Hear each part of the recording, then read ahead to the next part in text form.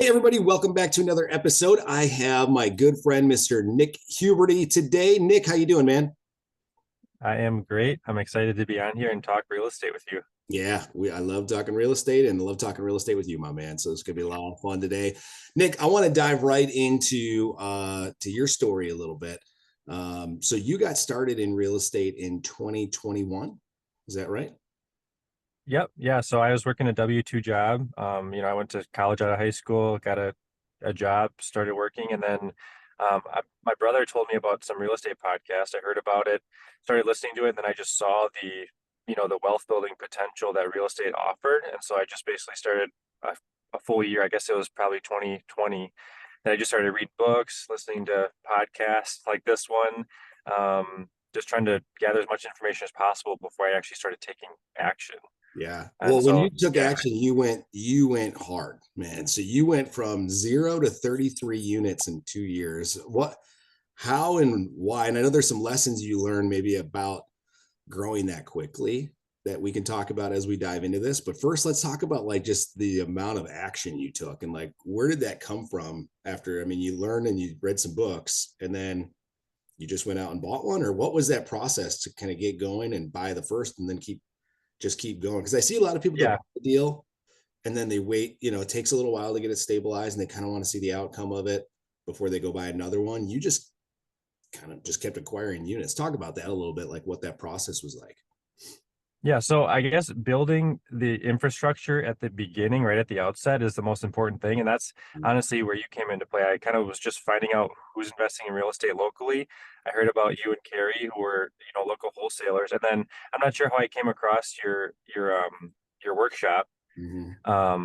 But it seemed like a very worthwhile investment to, basically get started. And so your process is very methodical and it builds that infrastructure, like I mentioned, where you're reaching out to agents, you're deal sourcing, you're, connecting with lenders, with property managers and those sorts of things so that you have all that laid out at the foundation so you don't feel like you acquire a property and then you're overwhelmed because you don't know what to do. You don't have a team in place. So that was really, I think, what helped get me started successfully right off the bat was building that infrastructure, and you helped me do that. So I appreciate that. Well, thanks for the shameless plug here. I'll send a check in the mail out for that. But what Yeah. Nick's referring to, something we haven't talked about on the podcast yet, we have a course called Burr for Beginners. So if anybody's interested in the Burr for Beginners course, connect with me. I'll put something in the show notes here for those of you guys on the podcast circuit. On YouTube, I'll see where I'm not savvy on that part yet, but I'll try to throw a link in there for the Burr for Beginners course. We'll put a little discount code in there as well for our listeners to get access to that course. But good. So you basically, whether it's our course or something else, what you're saying is, get either a coach or a mentor or a program, something that can help speed that process up for you. Is that what you're saying? Yeah, 100%. Like find out who is successfully doing what you want to do and then connect with those people and, provide value for them, but also, learn and gain insight from them as well. And when I first started learning about real estate, the Burr method is what really appealed to me. I don't know if you talked about that on the podcast yet, but when that's exactly what I wanted to do to help scale more effectively and quickly. And then your workshop was specifically geared toward burring, so it was perfect for me. Yeah, and what Nick's referring to with Burr is it's an acronym coined by, I believe, Bigger Pockets, who coined that acronym. So it's buy, renovate, or rehab, whatever you want to call it, rent, and then refinance. And why it's so powerful is you can basically recycle your own money or your private money people or whatever. You don't need millions of dollars that get sucked into down payments and rehab costs and they're stuck in the property. You can put it in, refinance it, pull it back out, go do it again and again and again. And that's what Nick's referring to, how the method he used to grow so quickly to 33 units there. Now, Nick, some of those are short-term rentals, right? What had you go, because you started with long-term, right? And then you went into Yep. short-term. What was it about the short-term game that you either what were some of the lessons, I guess you would say, you've learned by diving into some of the short-term stuff that's different from the long-term stuff? Well, I guess there's two parts to that question. One is why, and then two is what did I learn from it? And I guess before that, I just wanted to mention when I first started investing, Corey, your point about being able to refinance and then reinvest that equity into another deal and then continue that last R in Burr is repeat, so that you can, it's a repeatable process. My first acquisition, I basically took the equity in my wife and I's primary residence, refinanced when rates were low, and used that equity for the first payment. Mhm. Once I, rehabbed, rented, refinanced on that one, I took that equity and then used that for the subsequent property and so on and so forth. And we could talk about creative financing and all that stuff. But Yeah. um, as far as the short term versus long term, and this kind of talks about like what your goals are for real estate. I saw it as a way to um, build wealth, and which is a long term strategy, but also to increase cash flow and to potentially replace a W-2 job, which is kind of more of a short term, mid range goal. And so I started investing in real estate thinking, this is more of a long term strategy. I want to build wealth. So I want some long term rentals that I can, pay down debt and increase that equity spread in multiple properties across my portfolio and increase wealth. But then I felt like I wanted to accelerate that a little bit and replace my income quicker. Um, and so I saw the appeal of short-term rentals where the cash flow is way higher. It's a lot more of an active investing. Long-term renting is you're still actively involved. You're actively managing a property manager or you're managing it yourself. But short-term rentals with the high turnover, you're just more involved on a day-to-day basis. But the cash flow potential is obviously way higher. And so I saw that as a way, rather than, shooting for that $100 per month per door in cash flow that a lot of people look at, which, bigger pockets like kind of establish Mhm. that threshold. The potential with short-term rentals is so drastically higher than that I saw like, I could just acquire 4, 5, 6, 7 short-term rentals and replace my income quickly. Mhm.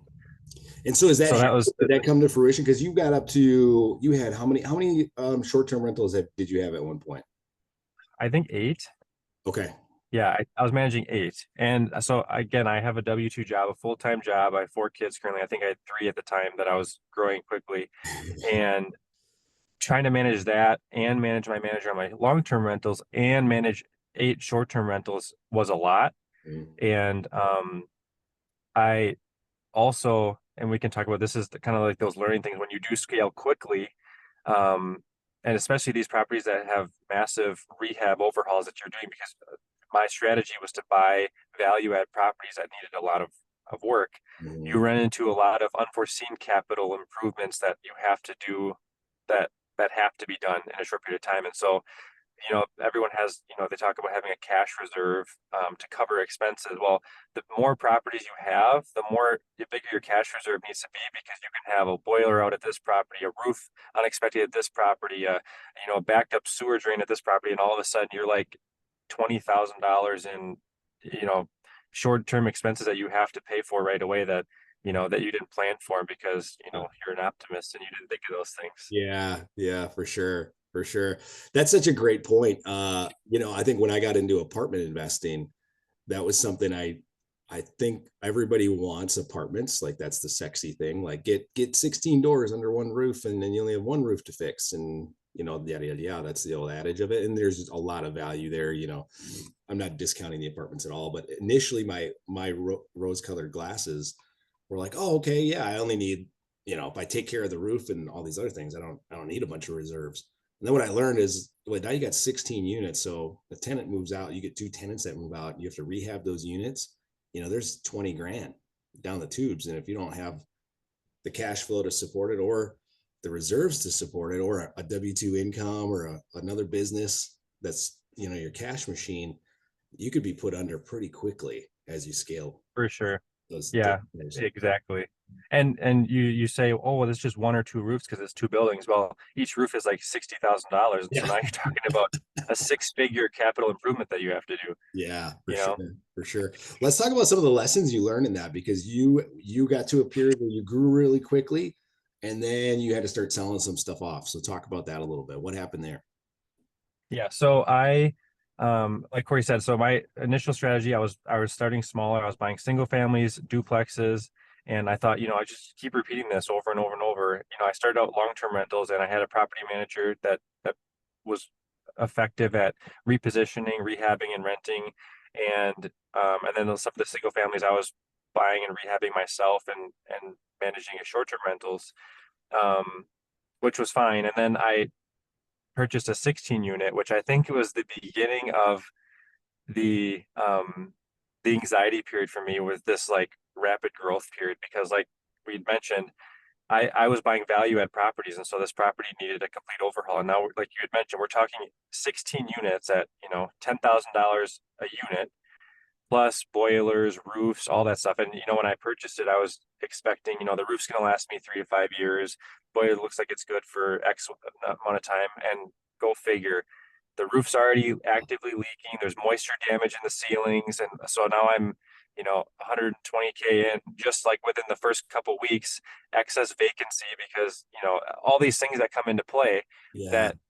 that basically shook up everything else. And, you know, so I guess my learning point, and to your point, is apartments seem so desirable. Like that's like the end all be all, but it really depends on what your goals are, because my goal was to basically create enough cash flow to replace my W-2 income. And the apartment wasn't really accomplishing that for me. It was really just a money pit, it seemed like at the time. Mhm. And it put, you know, it made me feel pressure to perform on all the other properties. And I actually was able to sell some of my other underperforming single families and help fund the capital improvements in the apartment. But the apartment wasn't getting me to my goal of replacing my income. And to your point about, you know, there's other benefits like the equity, you know, the debt pay down, the market appreciation, that the wealth building is there, but it's not accomplishing, you know, if your goal is to replace your income, that might not necessarily be the best strategy.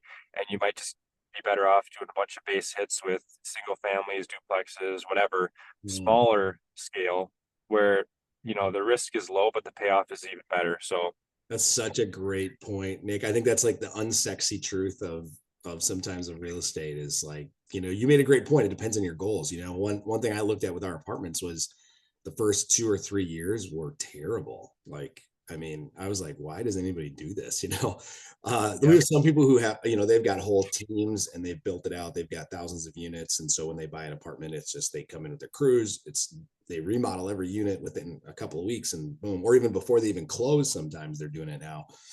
With us, we didn't have quite that luxury, right? We're relying on a property management company who is only as big as they can be, and they're not going to staff up for one acquisition, right? For all these crews, and so it took us a few years to get some of them to be where we wanted them to be. But then when we did refinance, when rates were low, you know, we were pulling out a couple $100,000 of tax, quote unquote, tax free.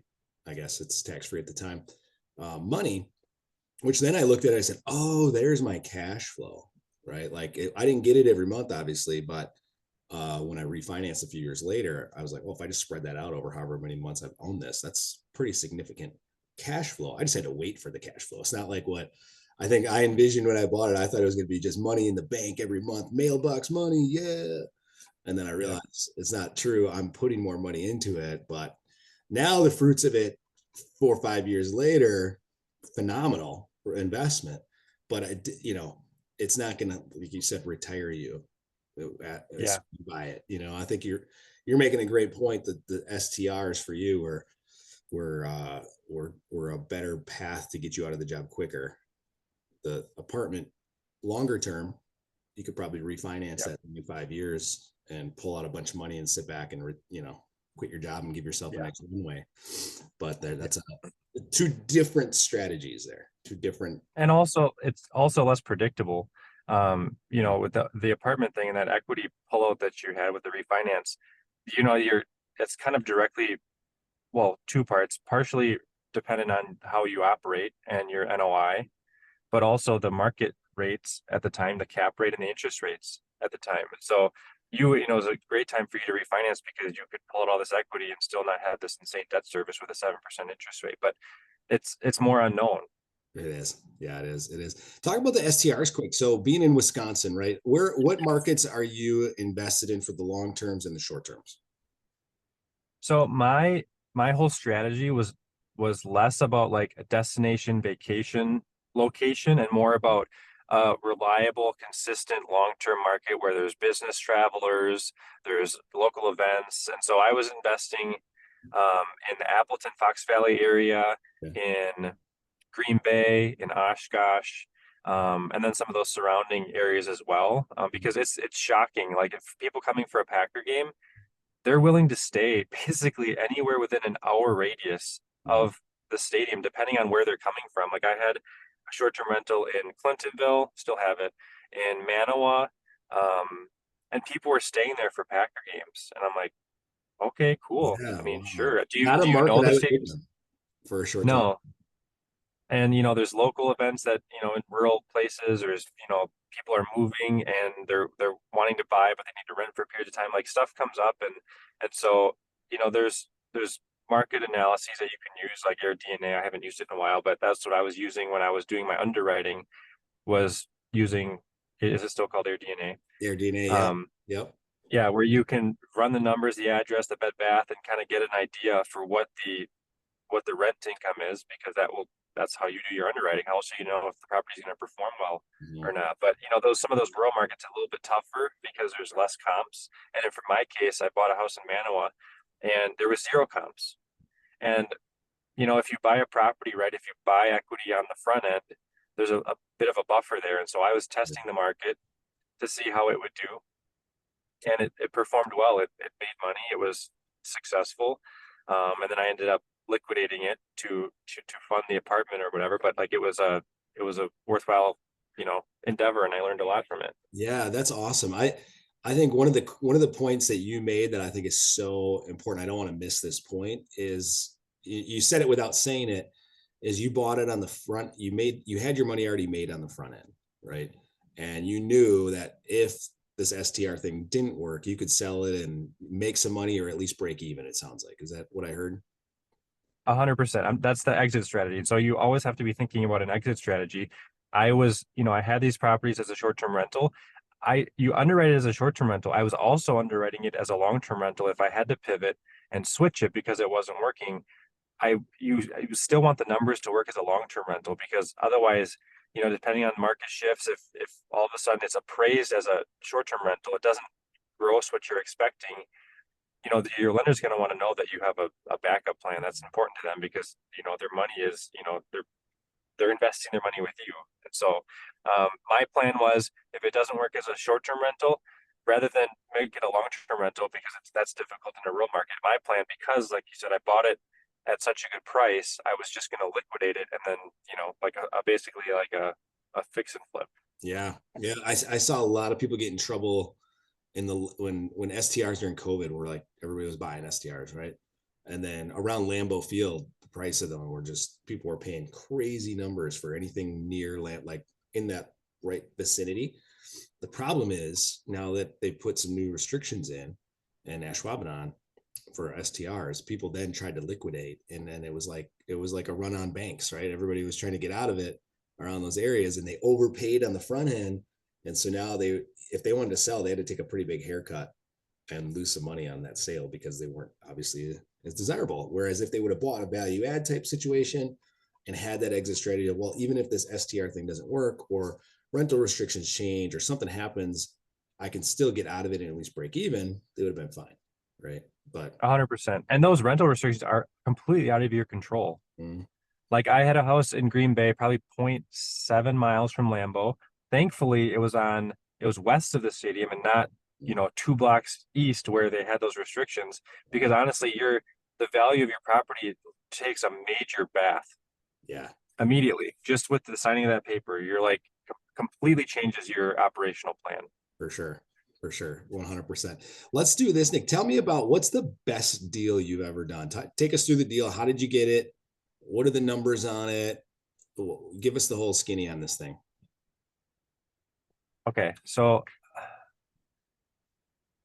I'll talk about maybe my first deal, because I think that was my like goal the whole time, and I successfully executed it on my first deal. Perfect. So um it's an upper lower duplex, and my plan was to basically, the whole thing was a complete, like, need a complete gut job.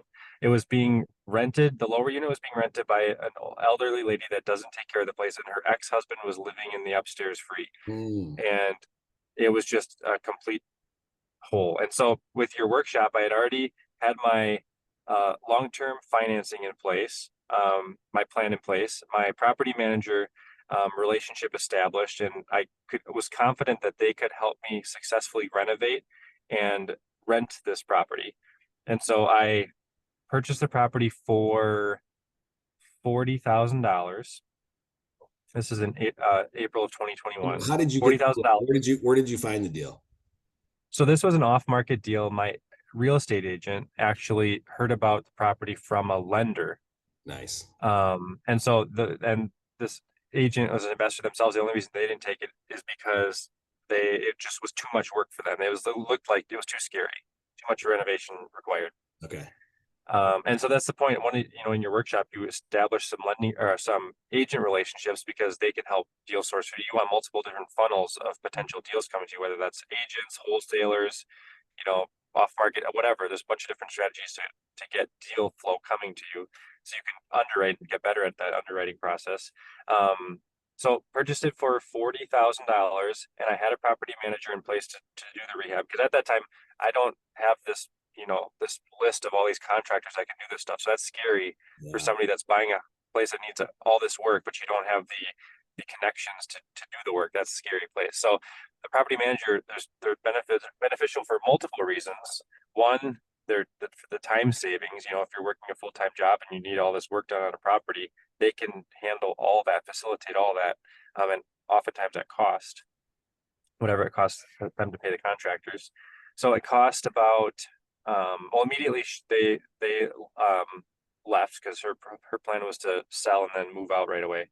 And it costed me, I wish I had the numbers exactly, about $48,000 to renovate the whole thing. Oh, wow. So now I'm into it for, I wish I had a calculator on me. Now 88.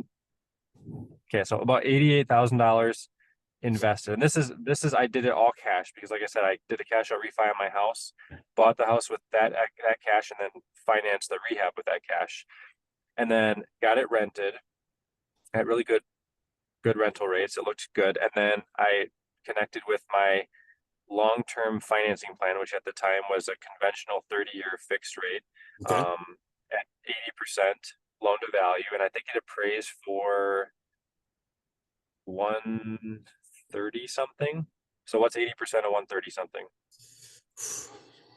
Nick, you're gonna make me bust out my calculator here? Well, yeah, bust out your calculator. So either way, whatever it ended up being at closing, I ended up getting a check that paid for basically the entire renovation, the acquisition, the holding costs, plus I think another $12,000. Yeah, check this out. 104 is what that comes out to. So after closing costs and stuff, yeah, if you took home 12 G's, that's about right, man. So you got $12,000 tax free plus your 88,000 back.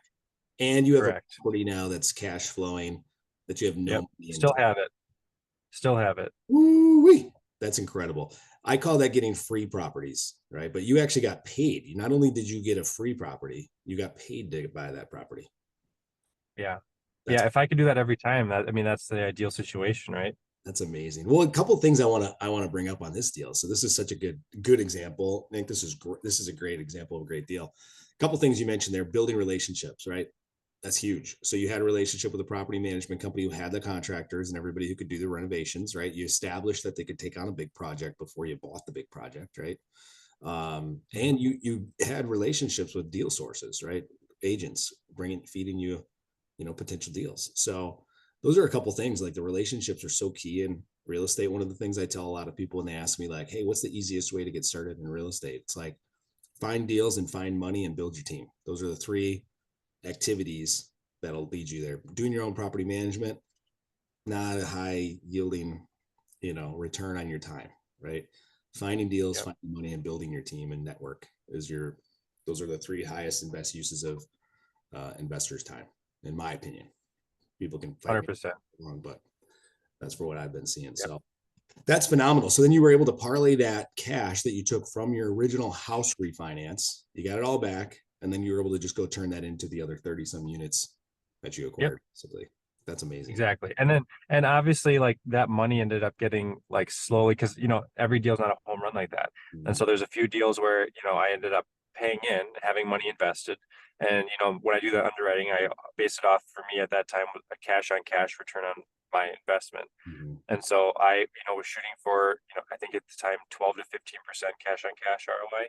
Yeah. And so I eventually used up all of that 104,000 whatever that I had, and that's where the lending relationships came into play, where we through your workshop, I established some relationships with lenders that were able to lend on subject to appraisals. And so that's basically the same exact thing where you've proven that you can execute on a repositioning of a property, and they're willing to lend you the money on the front end. And obviously that's subject to market conditions, Sure. and lender tolerance, but that's how that also assisted me in getting a little bit further faster. Yeah, that's such a key program. We built the majority of our portfolio using subject to. So what Nick's referring to is the banks, some of them commercial lenders in Wisconsin specifically. I know some states don't have this, the resources like we do as far as community banks. We're pretty fortunate here. We have a lot of community banks. And what they'll do sometimes is they will look at the property if it needs work, and they'll say, "Hey, Nick, what are you going to do to this property? Give us your scope of work, yada yada yada." You give that to them and the appraiser. The appraiser comes through and says, "Okay, if you do all of that, this should be worth this number," which is obviously much higher, hopefully, than what you're buying it for. And then they'll say, "Okay, we will lend you X percentage of that future value," basically. So what's crazy is what Nick is talking about. Let's just use this first example. Let's say he used this loan program, it appraised future value at 130 or whatever we decided your appraisal came in at after the fact. They would have lended him 104,000 on the front end so that he didn't have to use his own cash. He could have used the bank's money for all of this and kept his $88,000 in his bank account, or use that on another property, or so on and so forth. So it's a really powerful tool. Not every bank does it. Like you said, I've seen the banks that were doing it really tighten that up a lot to just really key relationships that they've had for a long time. So in this current market, they've really shrunk that quite a bit. But it's all about relationships, right? And building those and asking the questions. Can they do it? You're never going to get a yes if you don't ask if they'll do it for you. Yep. Right. And to that point, like, at the time of refinancing on my primary residence, rates were, I think I had a 3% interest rate. So I was refinancing into a good rate. Now, people would be like, well, I have equity in my house, but I don't want to use that money because I don't want to refinance and have a 7% interest rate. Well, an alternative would be to just use a HELOC, in which case you're still using the equity in your house, but it functions more like a credit card as a line of credit. And so you're not paying interest rate on it if you're not using it. It's just sitting there waiting to deploy should you find a deal that makes sense and that you can't pass up. And it makes sense if you underwrite it at, if your HELOC's at an 8% interest rate. If you underwrite it at an 8% interest rate for your holding period, then it doesn't matter if the interest rates are 2% or 10%, because the deal still works if you underwrite it with that percentage in play. 100%. Yes. HELOC is probably one of my favorite financing tools out there, especially in today's market. So many people have equity, so much equity in their house, and it's just sitting there. I call it dead money. It's just, you put it in and you're not doing anything with it. It's just sitting in your property. You can't touch it until you sell the house or you refinance it. And why not at least have access to it, right? Like you said, even if you never use it, at least you have it in case of an emergency or whatever. Just don't go buy a boat or something with it, is what I typically tell people. Just use it for real estate, recycle that money, pay yourself back, and just keep doing it over and over and over again. And if you don't own a home, you got to know somebody who does. And if they're not using their equity, why not pay them a little piece of the deal and use their HELOC, right? And get them involved. Yep. In what are some? Go ahead. I was gonna say, what are some of the risks that you've had? Because you certainly had some things pop up that were unforeseen as far as the financing side of things goes. Can you talk a little bit about some of the challenges you've had when it came to some of the financing strategies you've used? Yeah. So, kind of what we had mentioned already is that the lending terms are contingent on, one, your relationship with the lender, and then two, also market conditions. And so banks will adjust their terms based on the market and their risk tolerance. And so, I had a property that I had done, I don't know, 6 deals probably with this lender already by this point, and brought him all the information. Like you said, you bring him a scope of work, all the rehab that's going to be done. This is how, what the NOI is going to be. This is how much it should appraise at, whatever. And they were lending at 80% of that appraised value. Well, I guess 2 weeks before closing, all of a sudden I hear back from the lender, oh, the credit department has discussed now, with all of the market shifting and rates, whatever, now we can only give like 65%, or it was like 65 or 70% of the loan to value. And I was like depending on that additional loan amount, that equity, to help finish like funding the rehab. And so I was kind of left with like, cash was already tight because I had all these other unforeseen expenses. But now I'm like, felt like I was like left out to dry because of this, change that I was just made aware of just a little bit before closing, and then have to like come up with a bunch of cash quickly to cover that difference. Oh man, what did you learn from going through that, Nick? What were like any lessons that you took away from that?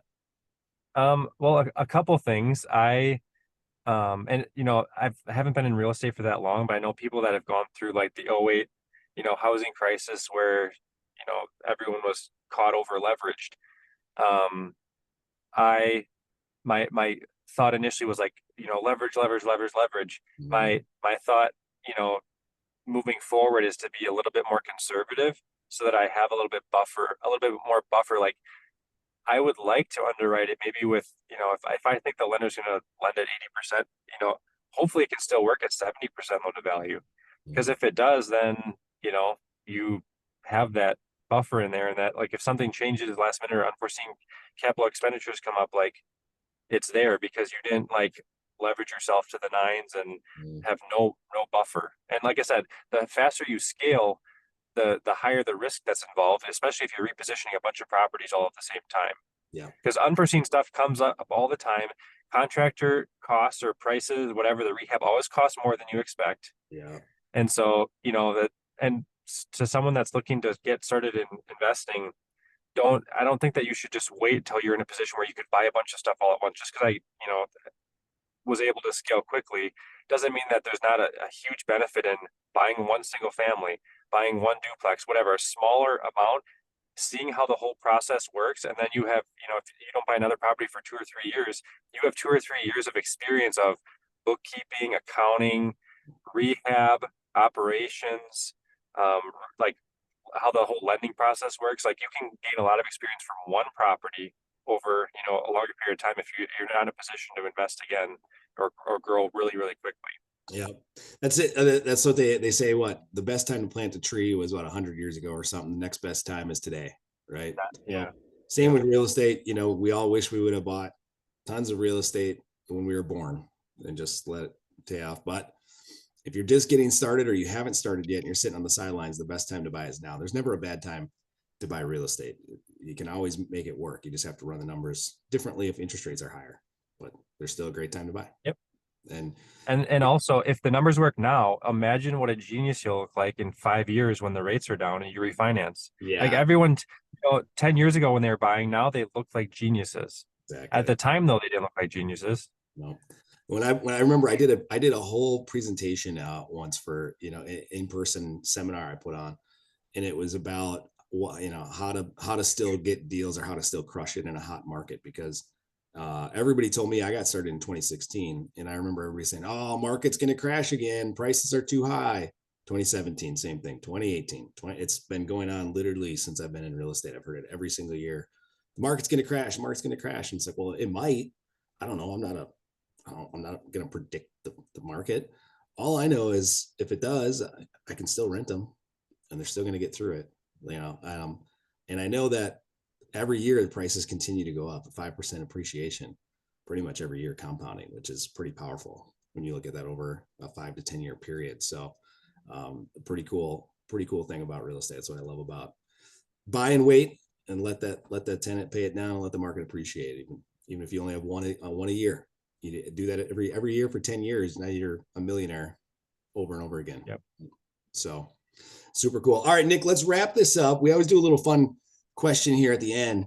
What is your favorite place to visit or hang out at in Wisconsin? This could be a local establishment. This could be a restaurant. This could be a lake. This could be something like that. Or favorite Wisconsin tradition.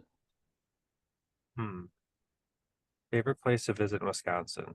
So I guess this is a recent one for me just because I had never been there before. In Wapaka, there's the chain Yeah, of lakes. yeah. It's like, I guess everyone goes there. I had never been there in my entire life. I haven't either. And you haven't? It's No, amazing. The really. water is like, it's basically a bunch of different lakes all chained together. You can get from one to the next. And the water is incredibly clear. It's just awesome for fishing, for boating, And so there's a lot of short-term rentals along that lake. The real estate there is really expensive, but it's just a beautiful area, and it's not Mm. super far from Appleton or Green Bay. Oh, that's awesome. Yeah, we love to go up to like the Eagle River and Minocqua and those areas and Minocqua Chain of Lakes, all that stuff, which is great. We love going up there, but Waupaca is a little bit closer. So Yeah, you should check it out. might have to Because check I'm it out. familiar with the area too. Yeah. Awesome. Well, Nick, this has been a great episode, man. If anybody wants to get a hold of you, is there a good way for somebody to get in contact with you? And what is that?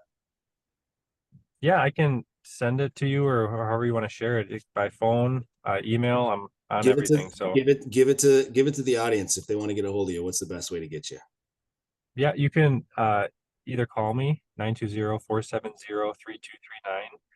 or just shoot me an email. My email is nick@redwoodfreedom.org. Awesome. Very cool. Well, guys, thanks for checking out this episode. Hopefully you got some value out of this thing. If you did, share this thing with anybody you can, like it, rate it, all of those fun things, and help us grow the audience here. So Nick, again, thanks a lot, man. This has been awesome. I appreciate you, brother. And we'll be seeing you soon. Awesome. Sounds good. Thanks for having me. All right, man. See you later.